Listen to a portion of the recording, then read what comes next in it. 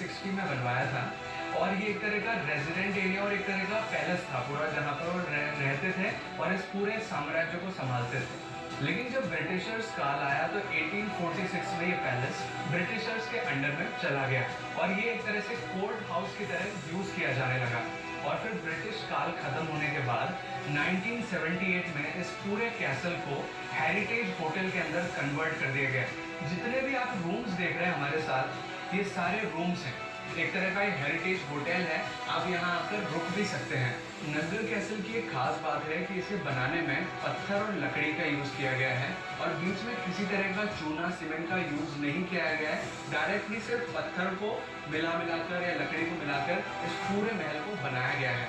Naggar castle से अगर नीचे की ओर देखें तो बहुत ही खूबसूरत वैली व्यू नजर आता है।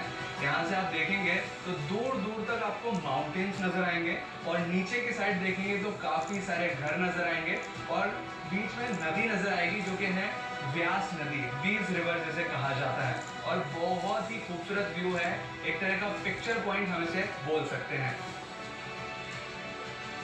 अब मनाली के पौराणिक स्थान पर हम पहुंच चुके हैं जो कि है मनु टेम्पल।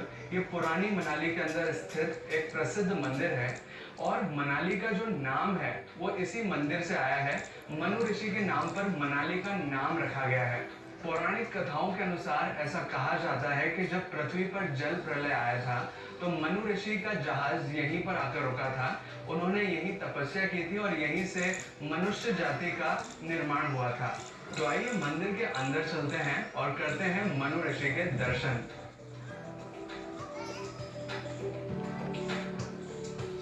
अपने ट्रिप में आगे बढ़ते हुए हम चल रहे हैं ग्रीन वैली से होते हुए सोलांग वैली के लिए, जो कि मनाली की एक फेमस टूरिस्ट प्लेस है।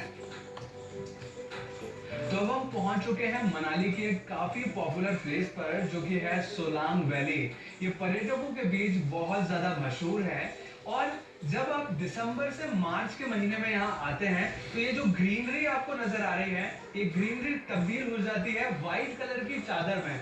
यानी कि पूरी वैली आपको व्हाइट कलर की नजर आएगी अगर आप दिसंबर से मार्च के टाइम पर यहाँ आएंगे, क्योंकि ये विंटर्स का टाइम होता है। और अब मैं आपको अपने एक्सपीरियंस के बेस पर सोलांग वैली के बारे में थोड़ी इंफॉर्मेशन देना चाहूंगा कि पिछली बार जब हम मनाली आए थे तो उस टाइम पे सोलांग वैली पूरी बर्फ से ढकी हुई थी और उस दौरान किस तरह की स्नो एक्टिविटीज होती हैं मैं उसके बारे में थोड़ी आपको जानकारी देना चाहूंगा। सोलंग वैली में अगर आप एडवेंचर एक्टिविटीज का पैकेज लेते हैं तो वो सस्ता पड़ता है एज कंपेयर टू कि आप इंडिविजुअल एक्टिविटी करें। मान लीजिए आपको स्कीइंग करनी है, आपको जिप लाइन करनी है, अगर आप अलग अलग करेंगे तो उसका कॉस्ट ज़्यादा पड़ेगा एज कंपेयर टू कि अगर आप 5-6 एक्टिविटीज़ का एक पैकेज ले लें जिसमें कि स्नो ड्रेस भी शामिल होती है, तो वो आपको एक तरह से किफ़ायती और सस्ता पड़ता है। तो हमने जो पैकेज लिया है उसका मूल्य है 1200 रुपये, यानी कि 1200 रुपीज़, जिसमें कि 4 एक्टिविटीज प्लस स्नो ड्रेस शामिल है। तो सबसे पहली एक्टिविटी है याक राइडिंग, जो कि अभी आप देख रहे हैं। इसमें याक के ऊपर आपको बिठाया जाता है और बर्फ के ऊपर याक चलता है, जिससे एक तरह का सैर कराई जाती है आपको याक के ऊपर, जो कि एक काफ़ी एडवेंचर टास्क होता है।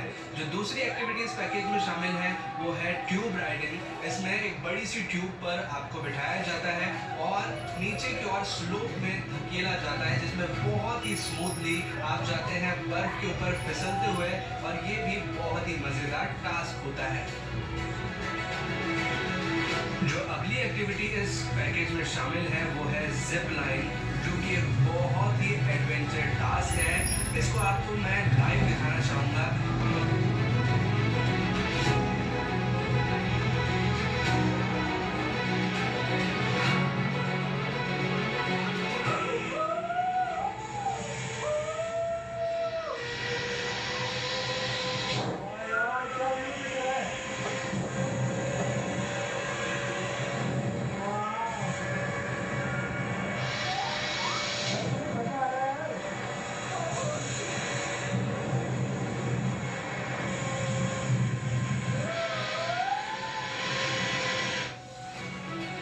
अगली एक्टिविटी जो इस 1200 रुपये के पैकेज में शामिल है वो है स्कीइंग, और ये बहुत ही मज़ेदार एक्टिविटी आपके लिए होने वाली है। बिकॉज जब भी आप स्कीइंग पहली बार करते हैं आप कई बार गिर सकते हैं, और आप ही नहीं आपके आसपास के जितने भी लोग हैं कई ना कई बार आपको गिरते पड़ते हुए कि एक फनी मोमेंट क्रिएट कर देता है।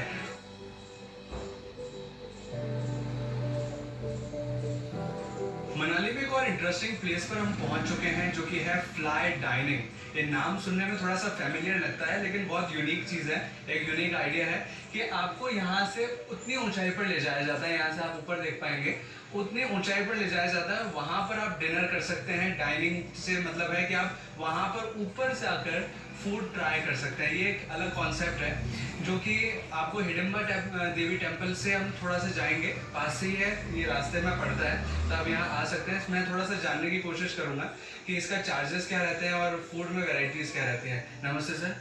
सर ये सबसे पहले ये बताइए ये चीज़ है क्या, एक्चुअल कॉन्सेप्ट क्या है? ये फ्लाई डाइनिंग है, हैंगिंग रेस्टोरेंट है ये। जी। तो ये मनाली में, हिमाचल में एक ही है। अच्छा। और इसमें 24 सीटर है ये। ओके। और इसका 2000 पर पर्सन चार्ज है। ओके। और इसका इसमें टाइमिंग वगैरह क्या रहता है? टाइमिंग इसका सुबह 12 बजे से स्टार्ट होता है और 6 स्लॉट होते हैं इसमें। अच्छा। तो मतलब एक घंटे के गैप के बाद इसका सेशन जाता है। और फूड